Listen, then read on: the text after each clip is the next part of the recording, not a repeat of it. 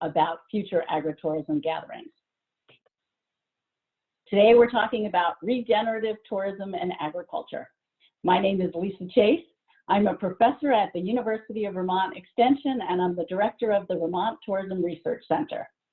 And this virtual gathering today is the second in a series that will take us through spring and most of the way to when the International Workshop on Agritourism will take place in Vermont, in person, we hope.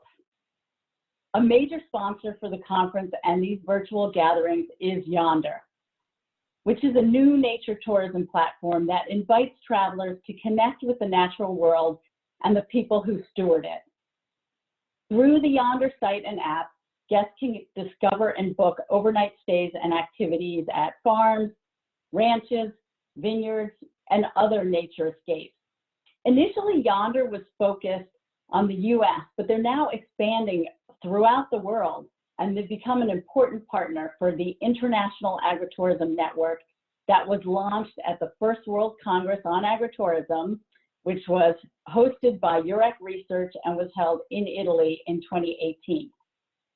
As we're continuing to build these virtual gatherings and the conference in Vermont that will be in August of 2021, we're grateful to be partnering with Yonder and Agmark and many others who are supporting this work. Before we dig into our topic today, regenerative tourism and agriculture, and before I introduce our moderator, I want to get a sense of who is here with us. So I'm gonna stop this share for one moment and I'm gonna launch a poll. On your screen, apologies for anyone calling in, for those who have joined us through Zoom, you can see on your screen a question that says, describe yourself. Check all that apply. We know many of you wear many hats. I'll give, as folks are taking a moment to fill that in, I'll mention that we had around 300 people registering for this gathering from around 25 different countries. Some of those countries it's midnight in some of those countries right now, so we expect not everyone is actually here in person, and some of you will be catching the recording afterwards. I'm going to end the polling in just a moment, so you can still see the numbers ticking up. Thanks to everyone who has filled it out. I'm going to end the polling and share the results. Just to see who's here with us today, we've got about a quarter, 24%, our service provider extension, about 17% farmers, ranchers, a little over 20% from nonprofits, and we've also got quite a few others. I'll stop sharing the results now, but I'll ask that for those of you who did type in other, if you don't mind sharing, type into the chat and let us know who you are and where you're from. We invite you to do that, whether you put in other or whether you did put in one of the other responses and just want to share a little bit more about who you are. We wish, if this were a smaller group, we would be able to have much more of a conversation with everyone, but we've been keeping track of the questions that have been coming in through registration and by email. And we're really excited to dive into this topic. And so what I want to do now is introduce our moderator. Katharine Millonzi is a consultant that advises hospitality, travel, and tourism ventures on strategy, sustainability, and business development. With a background in gastronomy and regenerative agriculture, and inspired by years spent in Italy, her area of expertise is agritourism. She designs and facilitates cultural and leadership experiences around food and nature. She's based in the Hudson Valley of upstate New York, and she has been instrumental in coordinating and curating this series of agritourism gatherings, including today. Katharine? Thank you, Lisa. Hello, everyone. I'm delighted to be here gathering around agritourism and regenerative agriculture, two of my favorite topics. And I'm so happy to be hosting this wonderful group of subject matter experts who I know will delight us with their knowledge and inspire us with their perspectives. And we are going to start off by hearing from each of them and then move into more of a group conversation. At any time, please throw your questions into the Q&A, and hopefully we'll have time at the end of our discussion to get to some of them. And thank you all for being here this morning, this evening, this afternoon, from wherever you are.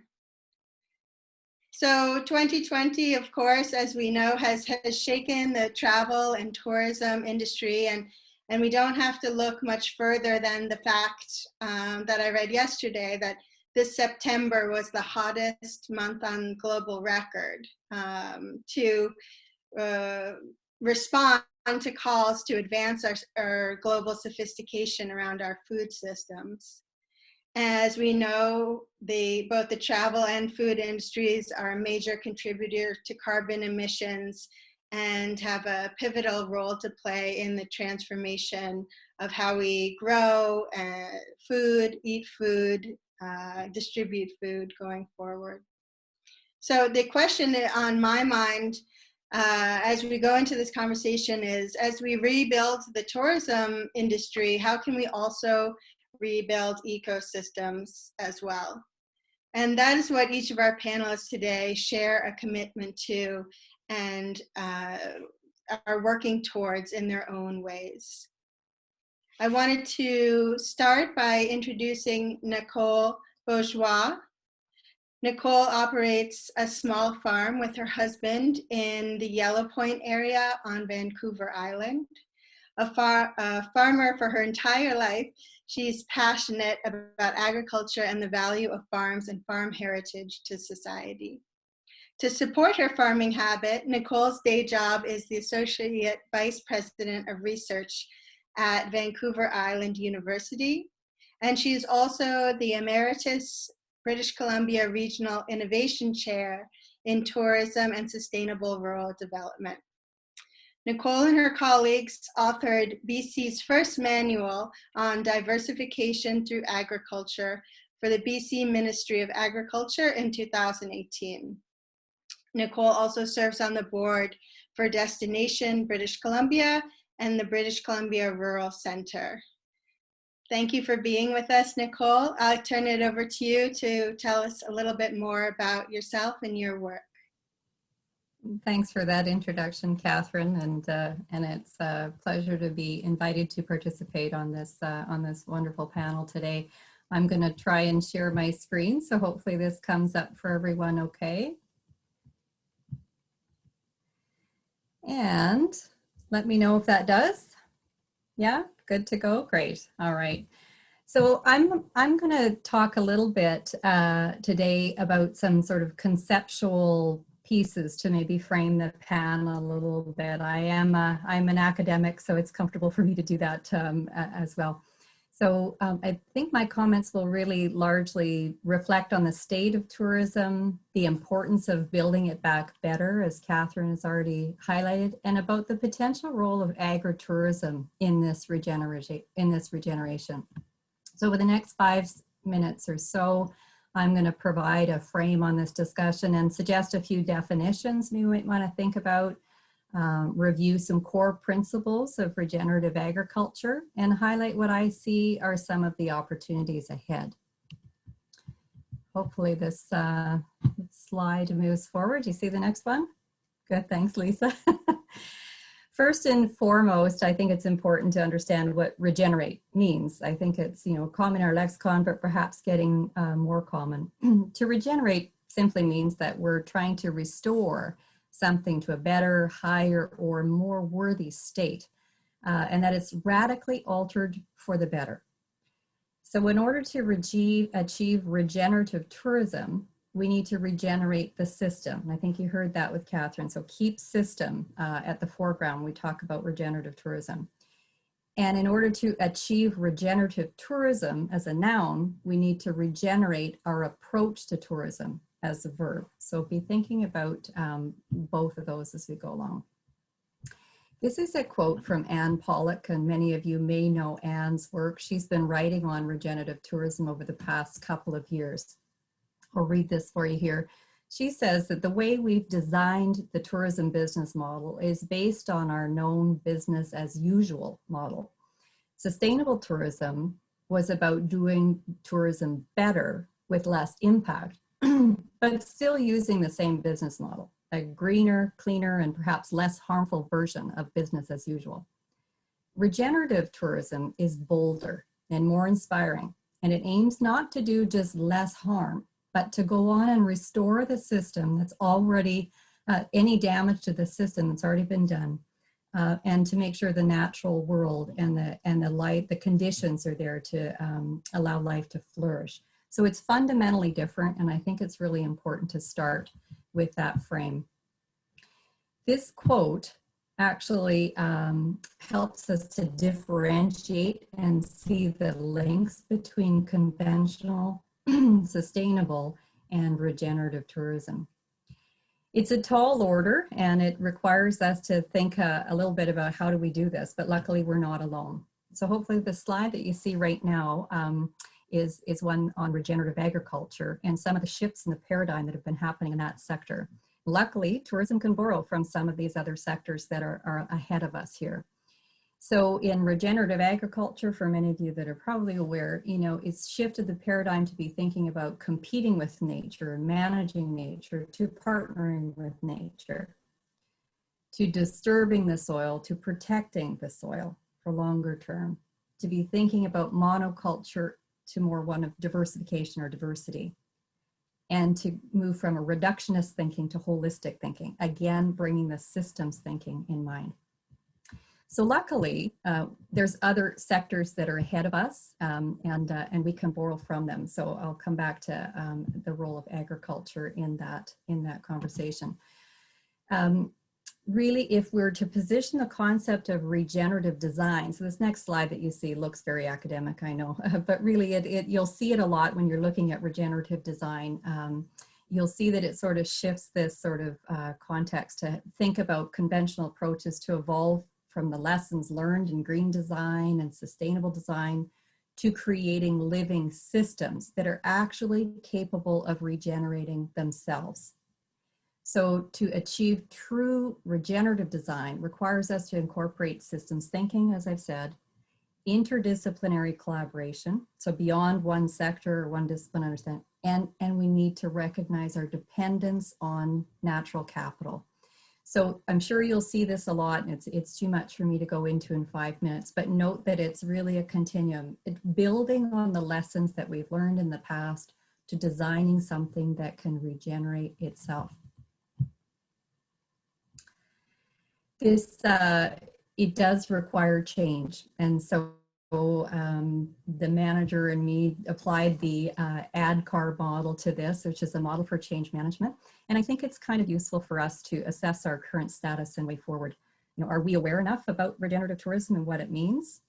Is there a collective will and desire to actually move in this direction?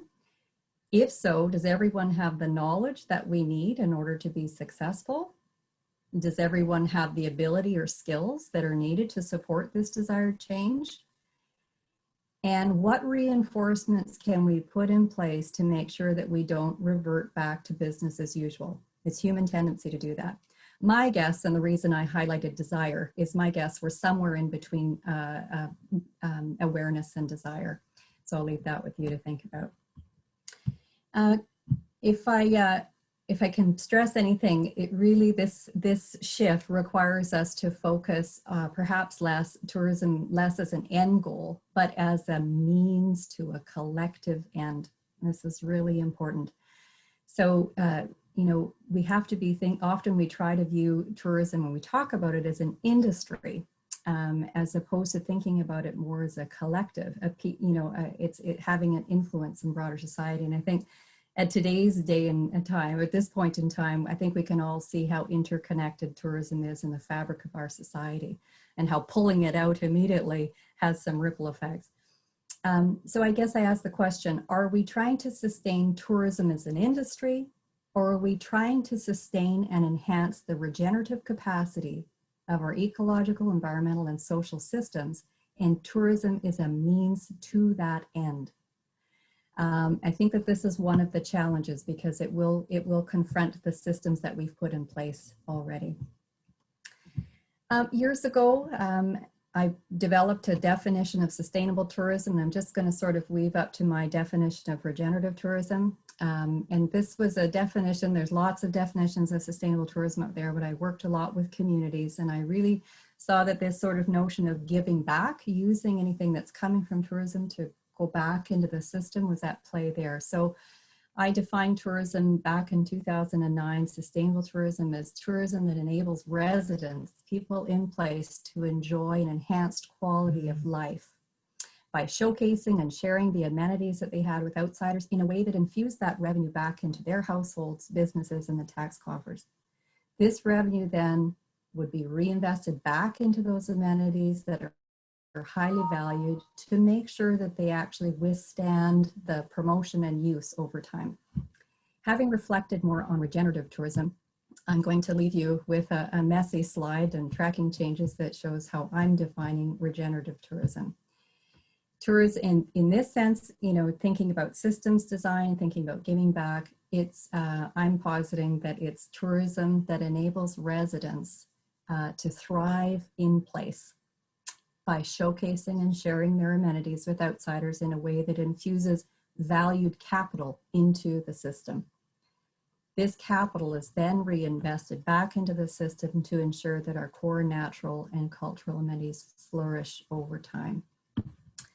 And my last sort of suggestion to you is that I think because of the obvious synergies between agriculture and tourism, agritourism is actually a key, going to play a key critical role in achieving regenerative tourism. It brings visitors onto farms to engage with agricultural systems, natural and cultural, often resulting in deep learning experiences. That outcome, the learning, particularly if done on farms that are practicing regenerative agriculture, has the potential to be the pollinator of the change that we need that supports both regenerative agriculture and regenerative tourism. With that, I will leave you and thank you for your attention. And I look forward to the other panelists building on this. Thank you, Nicole, for setting us up so well with that thoughtful framework. And I want to introduce our second panelist, who would fall certainly under the knowledge box of your model, Stephen and Kimberly Farrell. Stephen is an organic farmer who's been living in Costa Rica for 35 years, and he is a co-founder of Finca Nueva Lodge, Eco Lodge, which he started in 1994. And we also have Stephen's daughter, Kimberly, joining us today.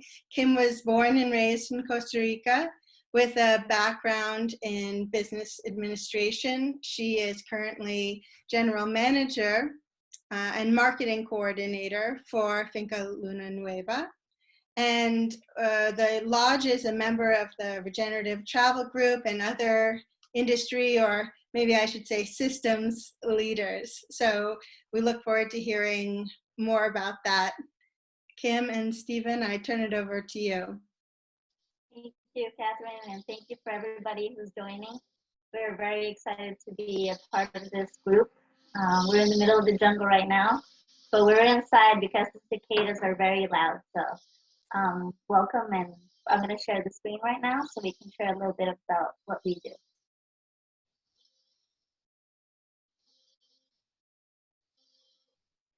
So as Katharine mentioned, we started the farm in 1994, and I founded it with New Chapter, which is an organic supplement company out of Vermont, and they were looking for a source of organic ginger. We're no longer working with New Chapter, but we have determined that, and over the years, we've made this area where we live and farm into an ecological paradise. And it turned in to be a learning center also. And now we're a hotel since 2008, and hopefully a world model for regenerative agriculture. The enterprise is run by myself and Tom Newmark, who is the former CEO at New Chapter. And we started out farming organically, sustainably. And we found that it wasn't enough, because sustainable agriculture is a system that tries to maintain and not further degrade a system. And most of the systems that we're working with agriculturally, with grazing lands, have been degraded to various degrees over many, many years, many, many centuries. So what we're trying to do is, with the regenerative agriculture, as been mentioned, is to renew these systems and improve them. You can see in the photo below where we have built a system that is diverse in many ways. We used to grow ginger and turmeric primarily as our cash crop, but we've switched into a system now that is much more diverse, and it gives us security, it gives us food security, and it's a much better fit for our restaurant and hotel, because we can provide a lot more sources of food from the farm, and that's our goal. As you can see, we have lots of different species there, and it gives us a security in the sense that if we have a loss of disease to a banana or a drought, some of the crops will still continue to produce for us and still create that source of nutrients that can get transferred to the restaurant. And it makes for a much more interesting tour for our guests also. And everything we do at Luna is seen through the carbon lens. What we're trying to grow is, whether cacao or turmeric or vegetables, we're regenerating the ecosystem. We're responding to the climate crisis and increasing our food quality and security. And what we're really trying to do is be a model in our neighborhood for farmers, and not only in our neighborhood, but throughout the tropics. So in 2008, my dad with Tom Newmark decided, how can we share this vision with people around the world? How can we create Luna a center for educational center, or people to come in and learn about us, or what we're doing? And becoming an ecolodge was like the best idea. So it was challenging because my dad was a farmer and he didn't have any expertise in the tourism industry. And being a farm and being a hospitality venue is completely different. So this was the main house that was built on the property. And this was supposed to be to host scientists or farmers around the world who wanted to come and learn from us. It wasn't thought to be like a hotel. It was just like a venue where you can have a conference downstairs, and there's 4 rooms upstairs. One thing that is important to mention is that we did things a bit differently. We had a farm, and then we built an ecolodge around the farm. Where other ecolodges, they do it differently. They do the ecolodge, and then they create their gardens and their farm. So we had to, it was challenging for us because we didn't have that tourism vision back then. So we just built wherever we could around the farm. We have right now 15 rooms. They're all rustic. We didn't want to do any like 5-star, how you find in Costa Rica, there's a lot of 5-star resorts, but we wanted to be aware of our resources. A lot of our buildings were built with fallen timber from our farm. And as you can see, they're very comfortable rooms and they're very close to nature. And that's the idea. We wanted to offer something that was authentic and unique, and it was real, it was authentic in a farm. But with 12 years of learning about tourism, we knew we needed to create some landmarks that would highlight, what Luna was doing, and just to create something unique and different. So we created earth-friendly structures like this one. This is like the Earth Bag House. It's a room, and this is our Air Creek Dome, which was built last March. We were actually excited to promote this year, but we were done, and then the pandemic came. As a side note, we have closed our hotel since March. We have remained closed these months because 95% of our tourism comes from the U.S. So since Costa Rica closed its borders, all of our clients and everything canceled, and we had to close everything down. Our farm continues to work because that a farm, it's a never-ending. You can't just stop in the middle of the season. So we have our farmers on the farms, and they continue to grow and to be on the farm. So our number one tour at the farm is obviously the farm tour. This is our number one opportunity to introduce regenerative agriculture to our guests. So this is our access and our link between the farm and the lodge. This is where my dad and the guides introduce what regenerative agriculture is and how we produce our own fruits and our own vegetables. It's a 2-hour tour, and you taste along the way. We also have the vision of being like a farm to table. We're not 100% farm to table yet, but that's our goal. That's what we're striving for. But our menu features fresh produce from our farm. We can cater to any types of diet restrictions like vegans or vegetarians or gluten-free, because we have a lot of fruits and vegetables that we can play with. We have also a dairy. With our cows, we produce milk, kefir, yogurt, cheeses that we present at our breakfast and throughout our menu as well. When we designed our menu, we wanted to make sure that we wanted to use as much as we could from our farm. Currently, we have 7 tours on site. We have the Help Milk Cacao, where you get to go and to the dairy and experience that. We also have the Cabalonga Trail, which is a 2-mile hike in the jungle. The Organic Chocolate Tour is making chocolate from scratch and also learning a little bit about the history behind the chocolate making. We have one of the largest sacred seeds gardens in Latin America, where we have our medicinal plants. We also, another highlight is the bird watching. We have over 300 birds on site that you can spot. And we also have a bamboo observation tower right on the border of the farm, where you can see the Arenal volcano. And the last tour that we offer is the Night Rainforest Tour, where you get to see the rainforest at night. And we also have sloths, which our guests love as well. That's another highlight of our farm.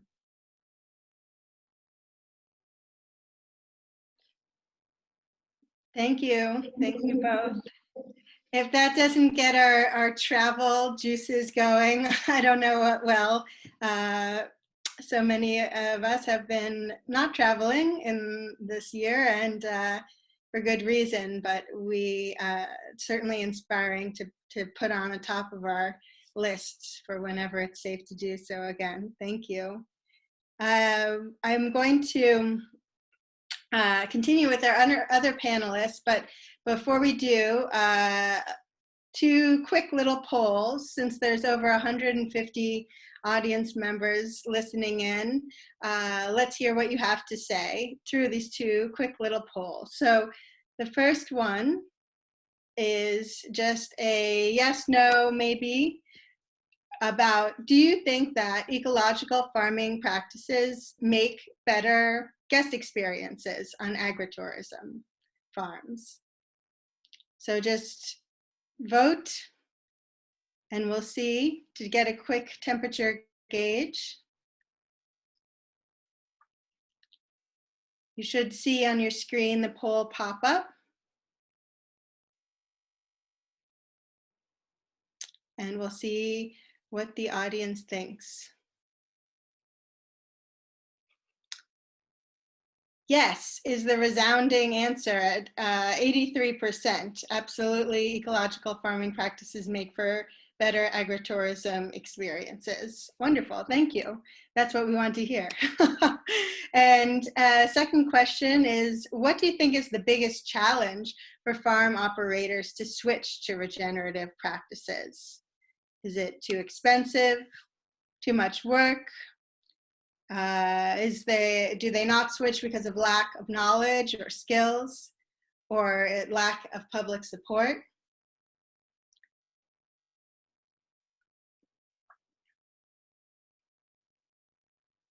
What do we think, audience?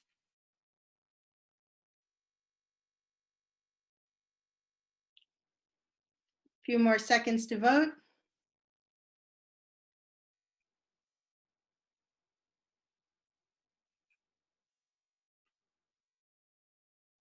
And we have lack of knowledge and skills being the top challenge to transition to regenerative practices at over 50%, and 23% say it's too expensive, 15% say it's more work. So thank you for that. It's great to understand what the hive mind is thinking. And with that, I would like to introduce our next panelist, Anya Fernald.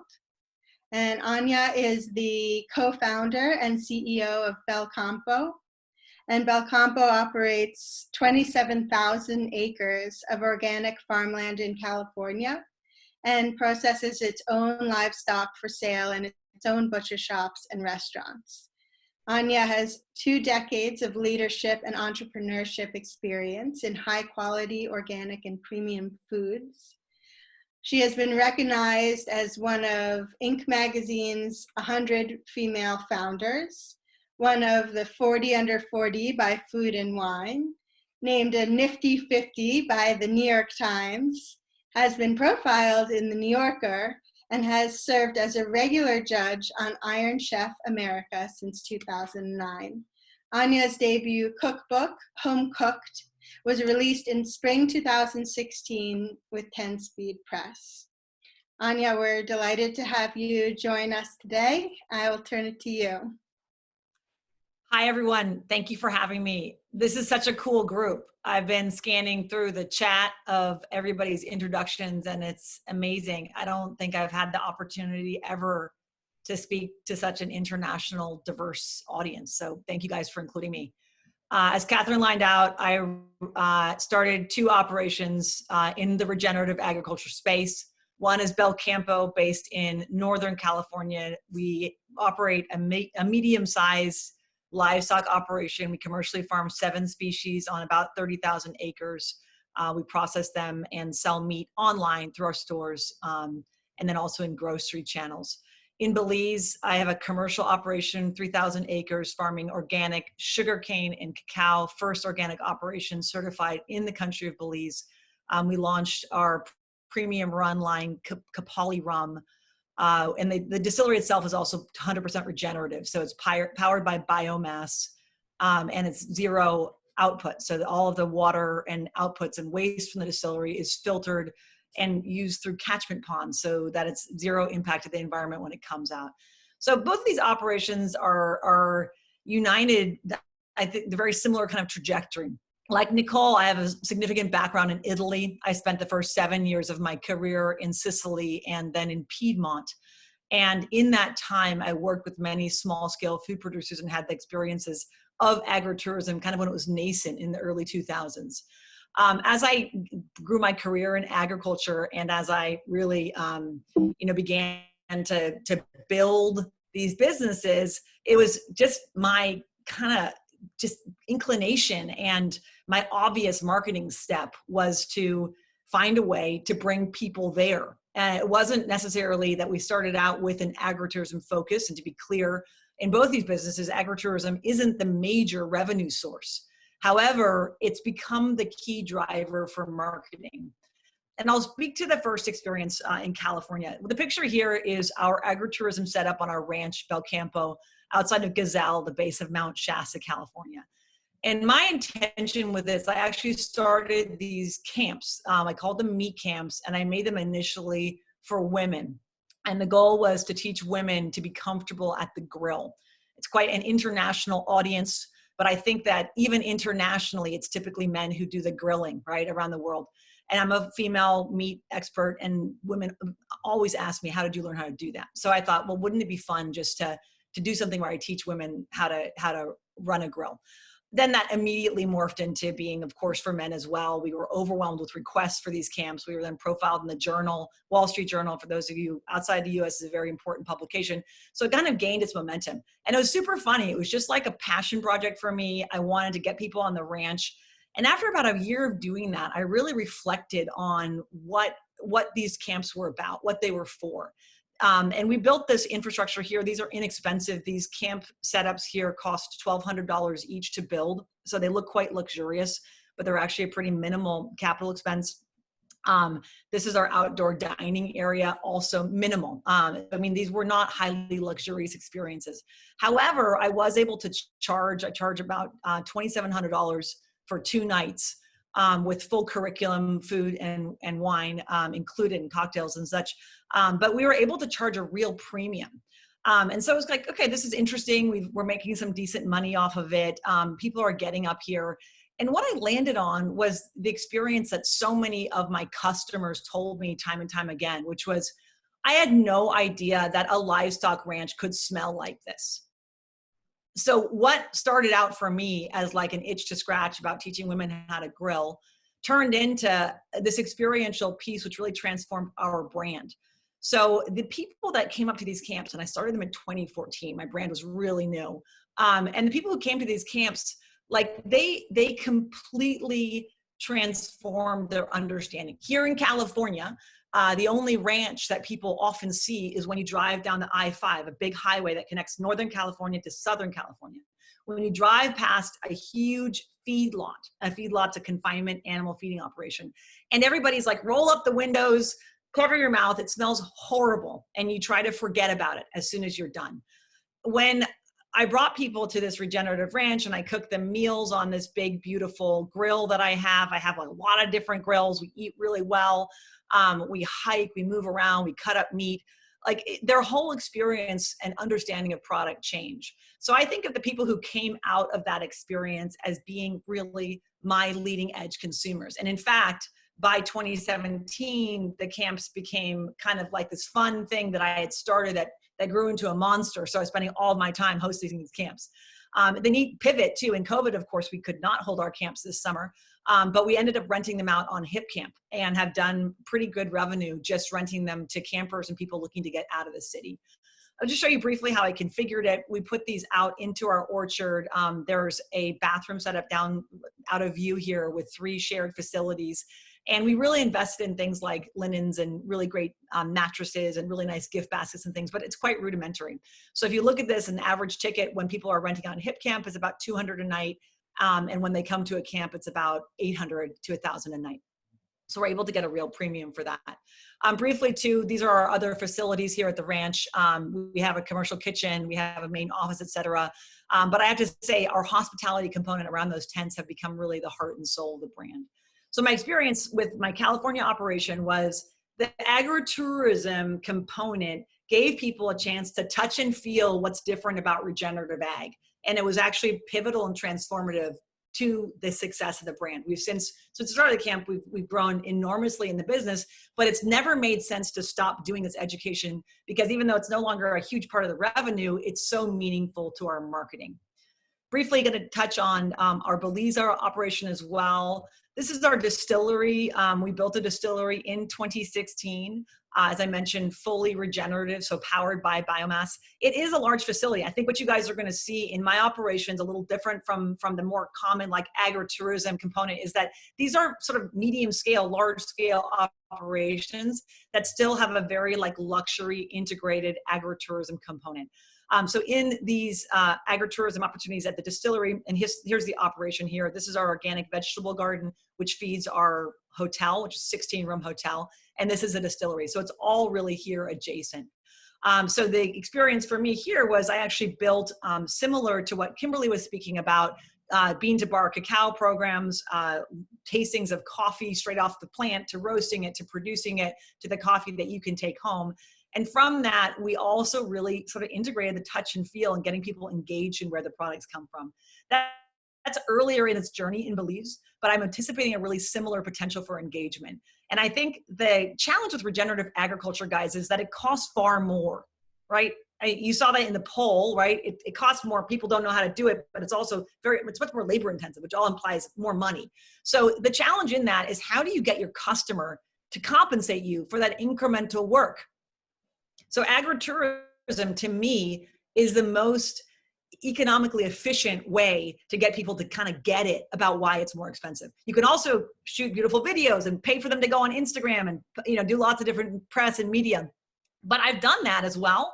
And I'd say from an ROI perspective, to the degree that you can make that pipeline of visitors to the operation as big as possible, they're going to tell your story for you and help your customers understand what's so different about regenerative farming.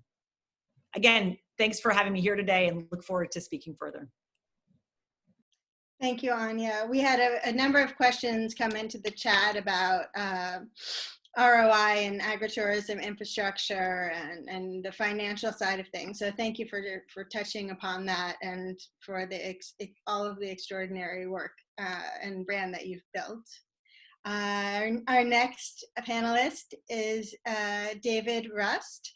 And David is the founder and CEO of Sagra, whose mission is to bring awareness to regenerative agriculture through tourism.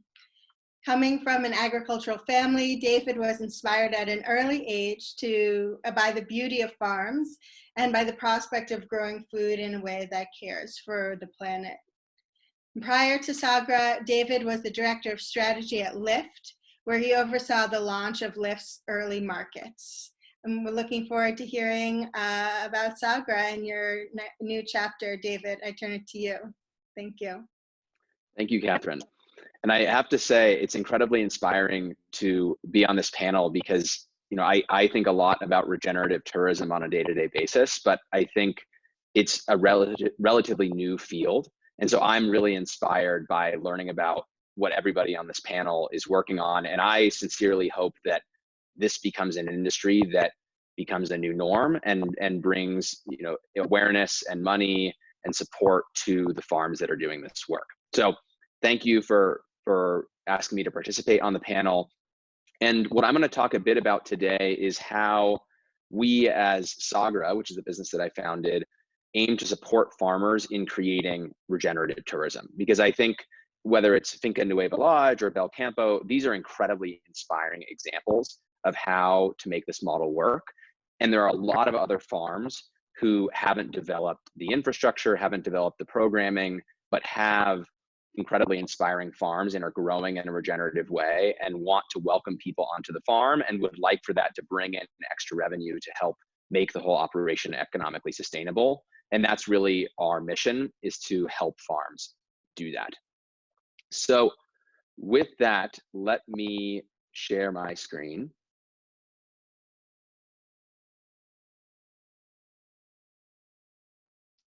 Okay.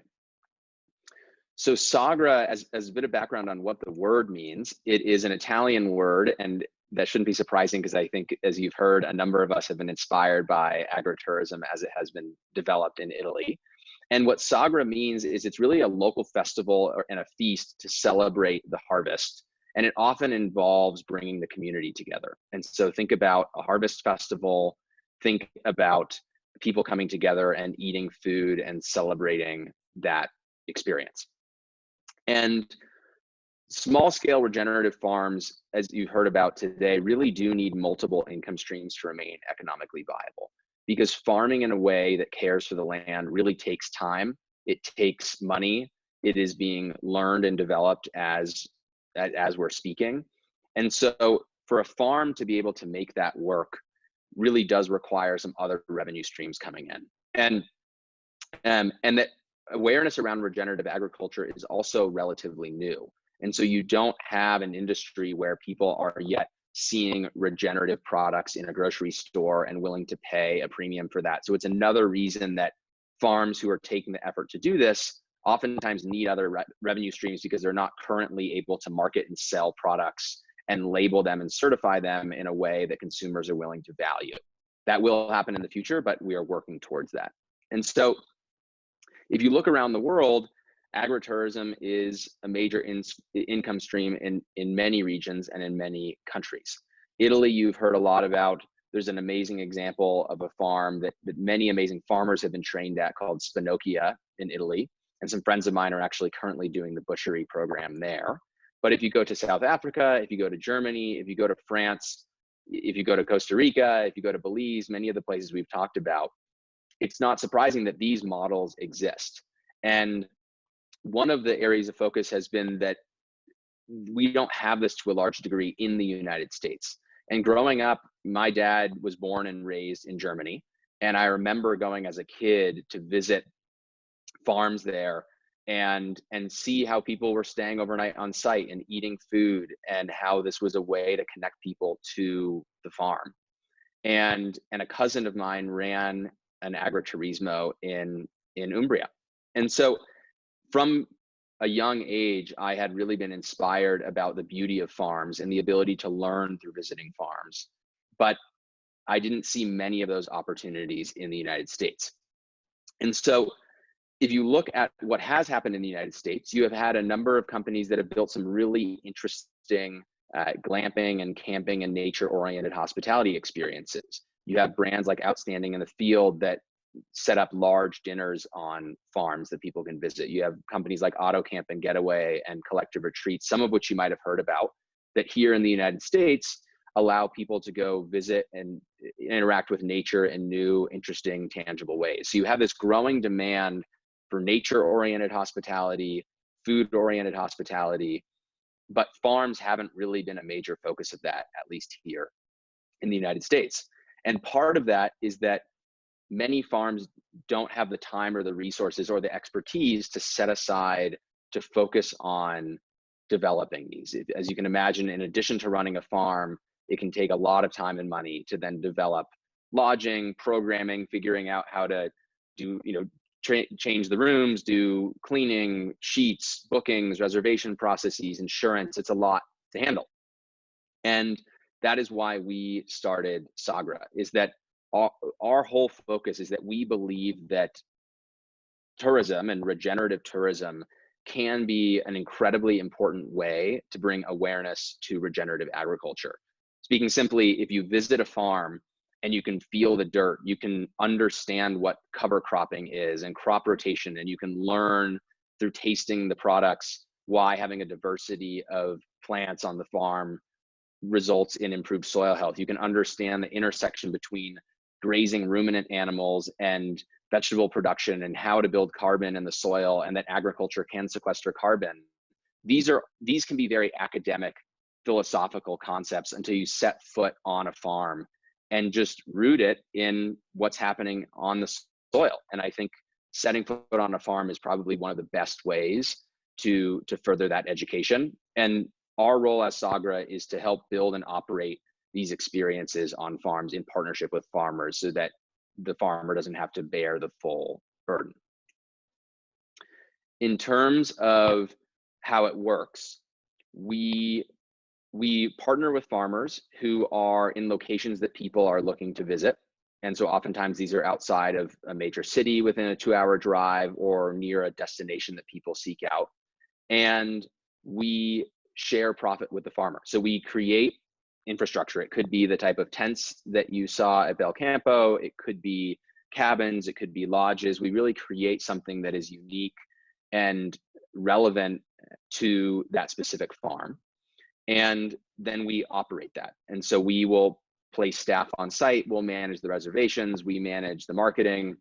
And the goal, again, of all of this is to say, how can we allow the farm to be world-class at producing food in a regenerative way? And how can we also be world-class at allowing people to come and experience that and go on farm tours and taste what is being grown there? And how can this all result in the farm gaining a new revenue stream through people staying on site? And ultimately, we think about the guest experience in 3 different ways. We have the tour, and and this is central because it's not, if you just walk through a farm or regenerative farm on your own, you will likely not pick up on all the amazing practices and the intent that went into what you're seeing. And so when you walk through a farm and you're learning about why they've planted certain plants or why they have structured the farm and laid it out in the way that they have to keep topsoil from running off or to sink water into certain areas of the farm, it's an incredibly educational moment. And so the tour is always front and center, but eating the food is one of the most natural ways to connect with a farm. If you can taste the difference between products that you normally get in your grocery store and products grown in a regenerative way, you just get to sense how, when you put that type of care into a soil and you create that amount of biodiversity, what it results in terms of flavor and all of the dishes and the beauty. And then the stay and the lodging component is key, because if people are going to take the time to come out to the farm, unless you are very close to where they live, you need to provide lodging so that they can stay overnight. And so we think about the tour and activities, the dining, and the overnight stay as really front and center as the three pillars of what we think of as regenerative tourism. And in terms of how you build those out, it really depends on the type of farm that you are visiting. If you are off the coast and we're talking about sustainable seafood production, whether that's kelp farming, whether that's oysters, whether that's mussels, you design a program and an agritourism experience that revolves around connecting people to that food system. If you have a dairy on site, how can you connect people with how milk and cheese and butter and a number of other products can be produced in a regenerative manner? How can you introduce people to how a greenhouse extends a growing season and how it can be used, again, in a regenerative context? And so our goal is to really just put a frame and a context on the beauty that is happening at these farms, the deep care that is happening on these farms. And so as Sagra, we are opening our first locations in April of this coming year. We'll start taking reservations in January. And we are really always looking to partner and align with other regenerative, sustainable farms around the world and support this mission. So thank you all for taking the time. Thank you, David, and thank you to all of you. Of course, the hour always goes faster than we think, so I'm just going to do a quick fire round of questions that have come in from the audience. So I'll ask our panelists a question and just in 30-second answer your first thoughts. So starting with Kim and Stephen, how have you seen this type of tourism help to conserve natural resources and biodiversity and support the local community? Well, I think primarily we see it because our farm has a lot of local employment. We have about 30 people. So that helps the community in its basis. And we also see the tourists coming and learning, so that helps their experience too. Thank you. And Anya, you touched upon marketing, and there's a question about marketing in general, but also sharing your guest segment demographics. Who's coming? Who do you see coming? What do they want? It's transitioned in the past year significantly, both aspects of it due to COVID. But broadly, the marketing of the experiences was through the press and through media. And the way that we did that is we built a really unique offering around training people on how to grill over natural wood fire. So I'd say it was a very unique value proposition led to press coverage that generated sales. In terms of the segmentation, I'd say historically it's been really people interested in meat, and in the case of Belize, in rum and chocolate.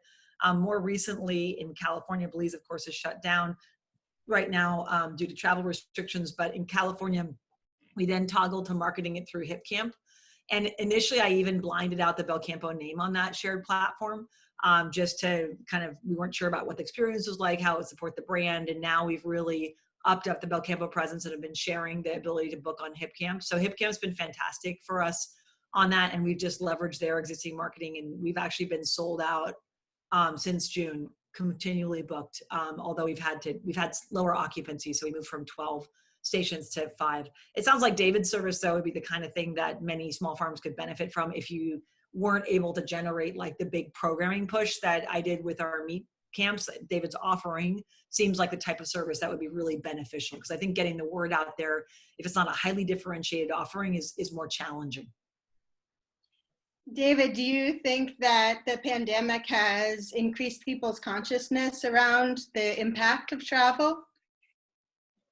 Absolutely. And I think it's also shifted the type of travel that people are taking. And so, first of all, I think many people realized when the pandemic was hitting and grocery stores were often out of products on the shelves, that if they turned to local farms and went to local farm stands, relied on CSAs, that was a local, reliable food source for them. And so I think many people have deepened their connection to their local farms and realized that a resilient food system is actually many different farms that are producing food, rather than centralized food sources where if their supply chain gets messed up, then the grocery store doesn't have items on the shelves and people can't eat. And so I think people have an enhanced awareness around the importance of these farms. And then in terms of the type of travel and how that's changed, you've had people fly less. And so it means that people are driving more to destinations, and people are shying away from staying in large urban areas, in large, hotels where the risk of getting COVID is higher, and they're looking for more, isolated lodging in nature, more open air programming. I mean, I think the type of experience that Anya has built with the tents, the outdoor grill, I mean, those are kind of experiences that people can very much so still enjoy in a safe way. And so I just think you're seeing a large increase in that type of experience. And if you look at the occupancy rates for many of those nature and outdoor forms of tourism, they have actually been quite high. And many of those platforms have actually had record years despite COVID, because the traditional people who are going to hotels are now turning to these alternative models. Absolutely. Thank you. And quickly, Nicole, why does regenerative agriculture make for better hospitality? In a nutshell. Small question to end. You have 30 seconds. Oh, 30 seconds. Well, I think for me, my definition of agritourism is tourism that supports agriculture. And so I'm hearing, and I want to just convey my thanks to the panelists, that your work's very inspiring. And so why does it make for better? Because I think, building on David's comments, people are hungry for exposure to land and nature and learning. We're also disconnected from that in our urban environments now. So farms are providing, it's a restorative motivation for them to perhaps be there. But when they get there, it's somehow familiar, because it's not too far in our DNA where we were all more connected to the land, and yet it's different, and they leave inspired. And I think you're hearing that with a brand presence there. So they leave with knowledge and inspiration that is different perhaps than some of the other experiences that they get. Thank you. And Anya, do you have something to jump in? Nope. No. Well, as we're coming to the top of the hour, and thank you for all of your knowledge and inspiration. I turn it over to Lisa. This is a topic that just keeps on giving, and a conversation that I hope will only grow globally in years to come. Thank you so much. This was really inspiring, and I can't wait to start traveling again. I'm sure all of you feel the same way. We had so many interesting comments in the chat and questions in the Q&A, and couldn't quite get to all of them. But I want to let you know, we're not forgetting about your questions. We're viewing these virtual agritourism gatherings as, this is something that we're going to grow and expand over time. Katharine and I, along with the planning committee for the International Workshop on Agritourism, have been putting together a series. Once a month for an hour, we'll get together and look at a bunch of different topics. But you know, we really want to grow our connections and our learning and sharing of best practices and research. So we're holding on to your questions, and we'll be looking for more ways to expand this discussion as well as strengthen the network overall. I do want to mention that if you're interested in joining us next month, on November 19th, we're going to be talking about Indigenous and tribal perspectives on agritourism, and we'll have a focus on the Americas, actually. We have a couple of speakers from the US and one from Bolivia and another from Guatemala. And then we'll be, in December, we're looking ahead to virtual farm and food experiences as we all get ready for the holidays, for an unusual series of holidays this winter. And we're planning ahead. So what I ask you is, you know, thank you so much to Katharine and all of the speakers for joining us, but also for all of the participants and for sharing your comments and your questions in chat and Q&A. And let's, you know, definitely stay in touch through these gatherings, but also on the website, agritourismworkshop.com, you'll find ways to connect with us, you know, by email and other ways in the meantime until the next time we get together in November. So thank you all so much, and stay healthy, and keep sharing your inspiring stories. And we hope to see you next month, and stay in touch in the meantime.